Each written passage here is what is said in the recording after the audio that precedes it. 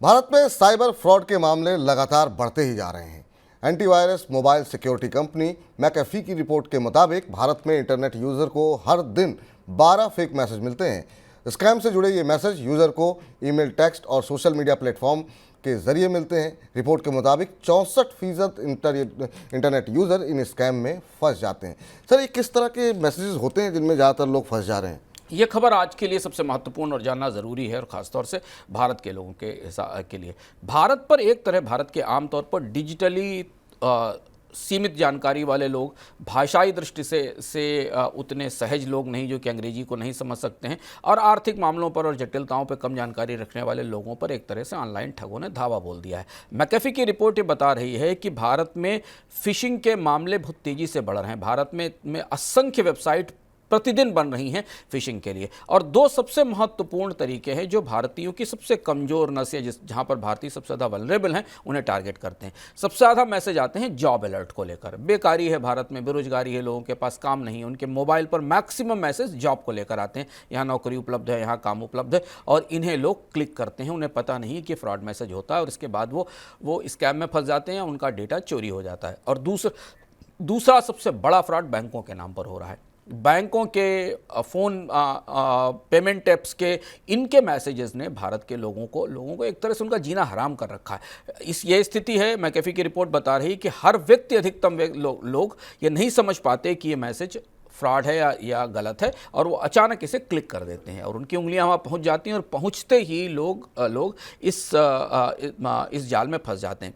Study ने बताया है कि भारत के लोग आमतौर पर 105 मिनट हर हफ्ते में इस बात पर लगाते हैं कि वो किसी मैसेज या टेक्स्ट और ईमेल मैसेज को समझें कि वो रियल है, फेक है या वास्तविक है। 105 मिनट एक हफ्ते में उनके ये जानने में निकल जाते हैं कि ये सही आई हुई सूचना सही है या गलत है, और इसका तय करने का उनके पास कोई पैमाना नहीं। अगर आप माने तो ये लगभग 2 पूरे दिन के बराबर है। 2 पूरे दिन के बराबर है, और इतना उत्पादक समय हर साल इस लोगों का जा रहा है स्कैम्स वाले मैसेजेस को समझने में, और ये बेहद गंभीर समस्या। और तमाम कोशिशों के बाद विपुल, आप चर्चा भी देखें चारों तरफ, लेकिन सरकार की तरफ से कोई ऐसा तंत्र नहीं बन पा रहा है जो इस ऑनलाइन ठगी को या इस ऑनलाइन हमले को रोक सके। सर, ये सारी जो फिशिंग हो रही है, ये बाहर के देशों से हो रही है, भारत से हो रही है, और भारत में अगर हो रही है तो भारत में कितने प्रतिशत जो है? भारत में बड़ी संख्या है। भारत में ये रिपोर्टें बता रही कि भारत की तमाम कंपनियां, भारत में तमाम ऐसी वेबसाइट्स हैं, तमाम ऐसे ऑनलाइन प्लेटफॉर्म्स हैं जो फिशिंग के इन नेटवर्क्स पर काम कर रहे हैं और बहुत तेज़ी से बन रहे हैं। इन्हें रोका जा पाना मुश्किल है, क्योंकि जैसे ही निगाह में आते हैं वैसे ही बंद हो जाते हैं, और दूसरा इस तरीके का दूसरा पोर्टल तैयार हो जाता है। ये रोक पाने के लिए अभी फ़िलहाल पूरे सरकार के साइबर सिक्योरिटी ढांचे में कोई ऐसा तंत्र नहीं है।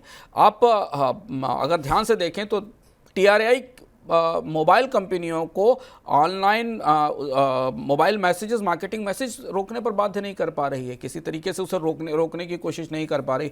अभी जो परिस्थिति है उसमें ज़्यादा बेहतर यह है कि आप खुद ही सुरक्षित रहें। आपके पास आने वाला कोई भी बैंक अलर्ट हो, कोई भी मैसेज हो, उसे ज़रा ध्यान से खोलें, नहीं तो जो खतरे हैं वो इस लेवल तक के हैं। मैकेफी ने अपनी रिपोर्ट में कहा है कि लोगों को पता ही नहीं चलता, और उनका सारा डेटा, उनके बैंक के अकाउंट, उनके पासवर्ड सब कुछ ही सेकंडों में, मिनटों में गायब हो जाते हैं। सर, एक छोटा सा सवाल इसमें एक और ऐड ऑन कर रहे हैं। जागते रहो में हमने इस विषय को लेकर के कई बार चर्चा की है, लेकिन तमाम जो एक्सपर्ट आए वो इस बात का सोल्यूशन नहीं दे पा रहे हैं कि आखिर में चूक कहाँ हो रही है। साइबर सिक्योरिटी क्यों नहीं हमारे यहाँ की मजबूत हो पा रही है, और जो लोग फिशिंग करने वाले हैं वो सरकारी तंत्र से मजबूत क्यों हैं? देखिए, साइबर सिक्योरिटी के कई सारे आर्किटेक्चर हैं दुनिया में, पर इसका सबसे पहला आर्किटेक्चर ये है कि मोबाइल का रखने वाला व्यक्ति या कंप्यूटर नेटवर्क रखने वाला व्यक्ति जिस नेटवर्क पर है, जिस कंप्यूटर के सिस्टम का या जिस चैनल का इस्तेमाल कर रहा है, जहां से सारा कम्युनिकेशन आ रहा है, पहला फिल्टर वहां लगना चाहिए। आपके मोबाइल पर कोई फिशिंग का मैसेज डिलीवर नहीं हो सकता अगर मोबाइल कंपनी पहले फायरवॉलिंग कर ले,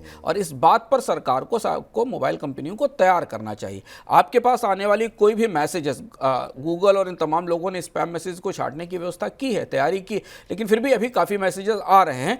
इन कंपनियों को इस बात के लिए बाध्य करना पड़ेगा कि वो अपने सिस्टम्स में इस तरीके के फायरवॉल लगाएं कि फिशिंग मैसेजेस रोके जा सकें, स्पैम मैसेजेस रोके जा सकें। क्योंकि अगर ये नहीं होगा तो बहुत सारे लोग जिनकी बहुत छोटी बचत है, छोटी कमाई है, उन्हें पता ही नहीं चलता है कि उनके अकाउंट से कब किसके पैसे निकल गए। और ये डिजिटल इंडिया का पूरा पैराडॉक्स है भारत में कि एक तरफ आप लोगों से कह रहे हैं कि मैक्सिमम ट्रांजैक्शन डिजिटली करें, मोबाइल से सारा कामकाज करें, सारा डेटा मोबाइल पर रखें, अलग अलग जगह अपने पासवर्ड्स रखें और सारे कामकाज करें, और दूसरी तरफ उनका मोबाइल ही सबसे ज़्यादा ठगी और चोरी का शिकार हो रहा है। यानी उनकी जो तिजोरी है, उस तिजोरी में सेंध लगाने वाले लोग चारों तरफ घूम रहे हैं, उसी तिजोरी में रख रहे हैं। ये बड़ा पैराडॉक्स है, ये बड़ा अंतर्विरोध है जो इस रिपोर्ट से निकल कर आया है। बिल्कुल, काफ़ी महत्वपूर्ण मामला है और इसको लेकर के हम लगातार अपने खास कार्यक्रम जागते रहो में चर्चा भी करते रहते हैं।